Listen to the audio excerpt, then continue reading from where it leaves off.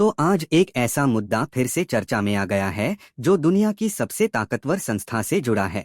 हम बात कर रहे हैं यूनाइटेड नेशंस सिक्योरिटी काउंसिल यानी यूएनएससी की। ये वही जगह है जहां दुनिया के हर युद्ध, हर संकट और हर बड़े मसले पर फैसला होता है। लेकिन क्या आपने कभी सोचा है कि इतनी बड़ी संस्था में आज भी लोकतंत्र पूरी तरह नहीं है? जी हाँ, 1945 में बनी ये व्यवस्था आज भी पुराने ढर्रे पर चल रही है। वही 5 देश, वही उनकी वीटो पावर और वही मनमानी। लेकिन अब भारत ने इस पर खुलकर आवाज उठाई है और साफ चेतावनी दी है कि अगर समय रहते बदलाव नहीं हुआ तो पूरी दुनिया को इसका नुकसान उठाना पड़ेगा। और हाल ही में एक नया देश भी भारत के समर्थन में मैदान में उतर आया है। इस वीडियो में हम समझेंगे भारत यूएनएससी में क्या मांग कर रहा है, कौन कौन से देश भारत के साथ हैं, कौन इसका विरोध कर रहा है और क्यों अब यूएनएससी में बड़ा बदलाव तय माना जा रहा है। लेकिन उससे पहले वीडियो को लाइक करें और चैनल को सब्सक्राइब कर लें, क्योंकि ये आपके लिए 1 सेकंड का काम है, लेकिन हमें इससे बहुत बड़ा मोटिवेशन मिलता है।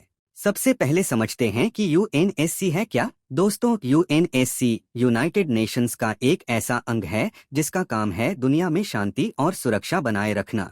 इसे 1945 में बनाया गया था जब दूसरा विश्व युद्ध खत्म हुआ था। उस समय दुनिया को युद्ध से बचाने के लिए 5 बड़े देशों अमेरिका, रूस, चीन, ब्रिटेन और फ्रांस को स्थायी सदस्यता दी गई। इन्हें P5 कहा गया और इन्हें मिली वीटो पावर, जिससे ये किसी भी फैसले को रोक सकते हैं, भले ही पूरी दुनिया समर्थन कर रही हो। इसके अलावा 10 गैरस्थायी सदस्य होते हैं जिन्हें हर 2 साल में चुना जाता है, लेकिन उनके पास वीटो पावर नहीं होती।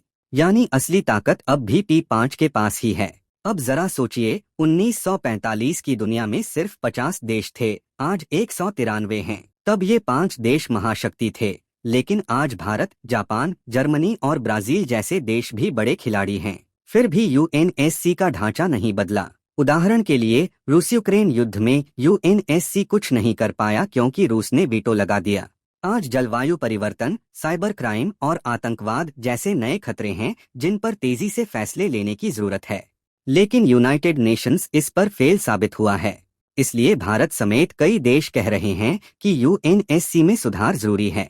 भारत की मांग क्या है? भारत कहता है कि स्थायी सदस्यों की संख्या बढ़ाई जाए, गैर स्थायी सीटों को भी बढ़ाया जाए, नई स्थायी सीटों में वीटो पावर भी होनी चाहिए। भारत का सुझाव है कि 2 सीटें अफ्रीका से, 2 एशिया प्रशांत से, 1 लैटिन अमेरिका से, 1 पश्चिमी यूरोप से हों, ताकि सत्ता सिर्फ 5 देशों तक सीमित न रहे। भारत साफ कहता है कि अगर सिर्फ नॉन परमानेंट सीटें बढ़ाई गईं और वीटो उन्हीं 5 के पास रही तो ये सिर्फ दिखावा होगा। भारत की सोच साफ है, अफ्रीका, लैटिन अमेरिका और छोटे देशों की भी आवाज सुनी जानी चाहिए। अब बात करते हैं समर्थन और विरोध की। भारत को समर्थन दे रहे हैं G4 देश, भारत, जापान, जर्मनी, ब्राजील। अफ्रीकी देश, क्योंकि भारत ने G20 में अफ्रीकन यूनियन को शामिल करवाकर भरोसा जीता है। अमेरिका, ब्रिटेन, फ्रांस जैसे देश कई बार कह चुके हैं कि भारत को स्थायी सीट मिलनी चाहिए। मालदीव, भूटान, स्लोवाकिया जैसे छोटे देश भी भारत के समर्थन में हैं। भारत ने कोविड के दौरान वैक्सीन मैत्री के तहत 100 से ज्यादा देशों को वैक्सीन भेजी।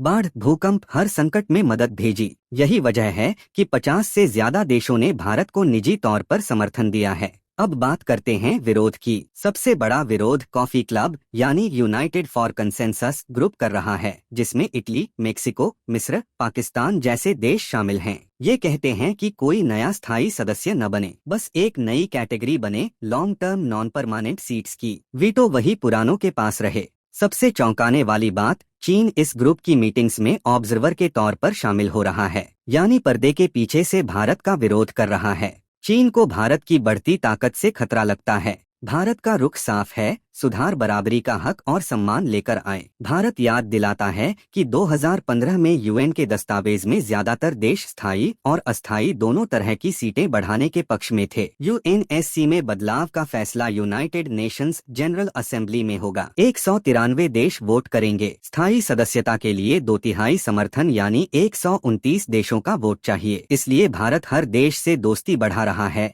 भारत चाहता है सबको बराबर सम्मान मिले। भारत साफ कर चुका है, या तो बदलाव करो वरना दुनिया नया रास्ता खुद बनाएगी। अगर यूएनएससी समय के साथ नहीं बदला तो उसे अपने अस्तित्व को खोना पड़ेगा। भारत जैसी आवाज अब दबाई नहीं जा सकती। अब आप बताइए, क्या भारत को स्थायी सीट मिलनी चाहिए? कमेंट करें, वीडियो को लाइक करें और अपने मित्रों तक शेयर करें। चैनल को सब्सक्राइब जरूर करें। जय श्री राम।